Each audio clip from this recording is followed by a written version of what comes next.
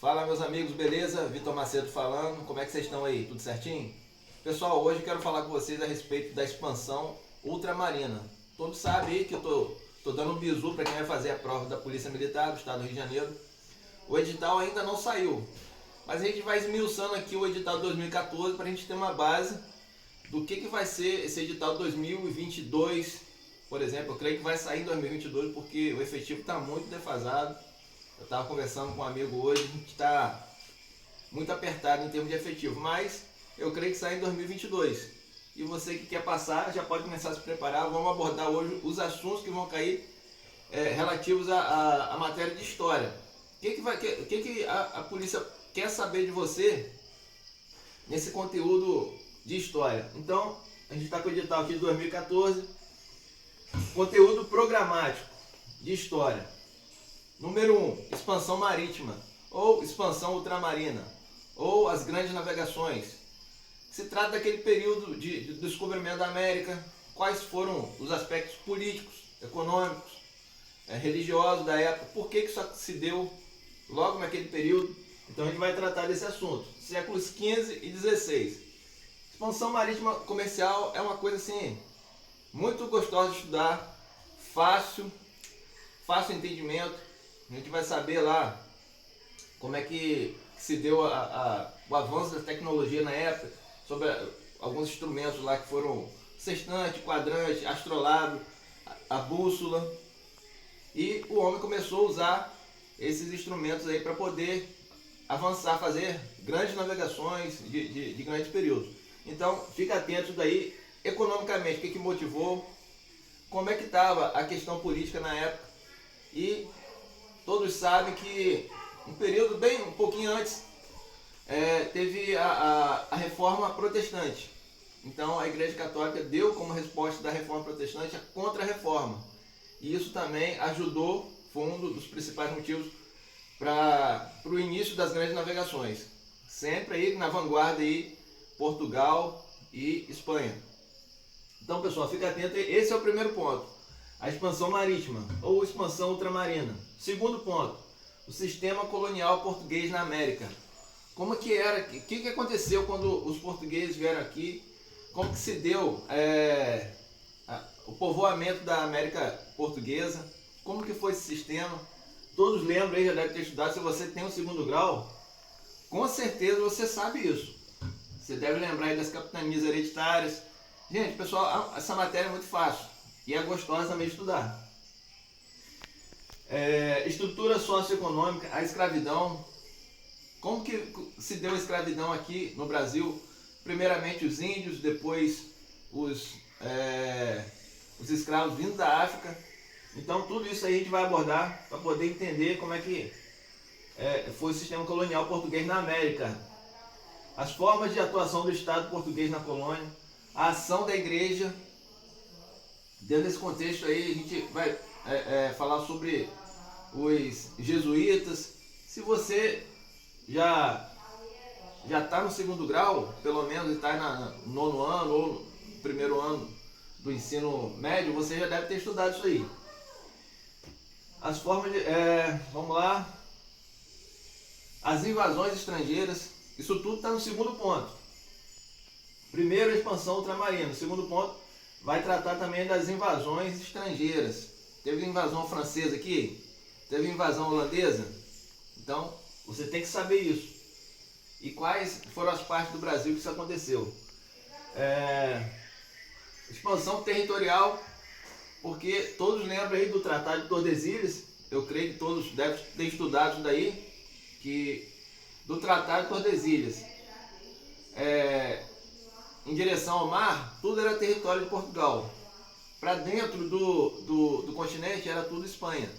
Então, como se deu a formação do Brasil ali, como que foi adentrando e ultrapassando as fronteiras e tendo a forma que o Brasil é hoje, como que se deu isso aí?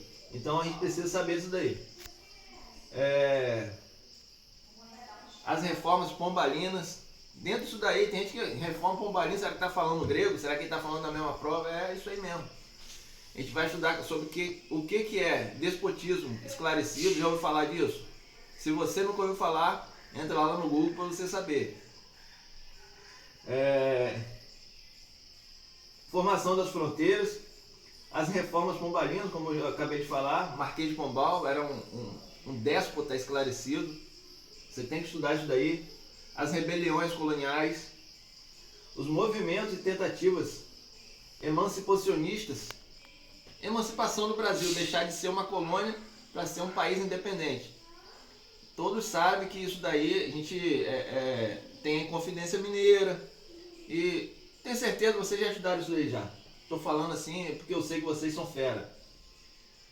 Terceiro ponto, período joanino, importantíssimo. E o processo de independência. É aí que se dá o processo de independência. A presença britânica no Brasil, a transferência da corte de Portugal para o Brasil. Por que veio de lá de Portugal? Estava tendo uma guerra lá? O que estava acontecendo lá na Europa nessa época? Então você tem que estudar isso aí. Os tratados, as principais medidas de Dom João VI no Brasil, quando ele veio, algumas medidas foram tomadas. Até porque a corte todinha veio para o Brasil, e o Brasil passou a ser a capital do reino, tanto de Portugal como do Brasil, da colônia portuguesa. Então algumas medidas foram tomadas. Uma reforma no Rio de Janeiro, veio a biblioteca, vieram alguns artistas, veio teatro, veio todo o aparato administrativo do governo. Então tudo isso daí a gente vai ter que saber, mas não se preocupa não, que isso aí é fácil, é muito fácil. E vamos lá, a política joanina. Quando fala joanina é por causa de Dom João VI. Então, para você ficar ligado aí, os partidos políticos que tinham lá naquela época, as revoltas, as conspirações e revoluções, emancipação e conflitos sociais, o processo de independência do Brasil. Quando começa aí esse período joanino, já começa a despontar um fortalecimento do Brasil em termos em termos social. Já começa a ter uma economia mais diversificada, e o Brasil, a partir daí, já fica bem mais perto de se tornar independente. Ponto 4, e o último ponto, que a gente tem que saber, é importantíssimo: o Brasil Imperial, o primeiro reinado.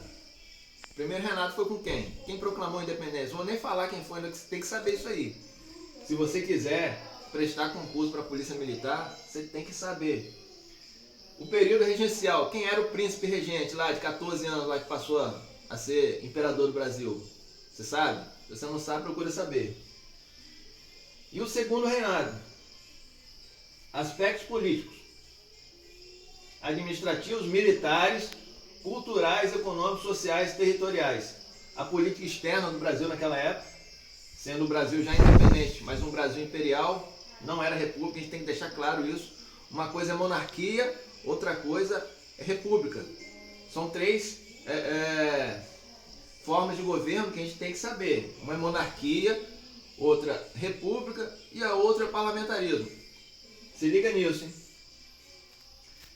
Vamos lá. A política externa, como é que era? A questão abolicionista. O processo de modernização, a crise da monarquia e a proclamação da república. Pessoal, basicamente isso daí, a matéria é muito pequena de história. É para você se tornar uma máquina gabaritadora. Você entrar e gabaritar tudo, porque não é difícil. Então, só você ficar atento aí em tudo que eu falei. No próximo vídeo eu vou estar falando sobre redação, também é muito fácil.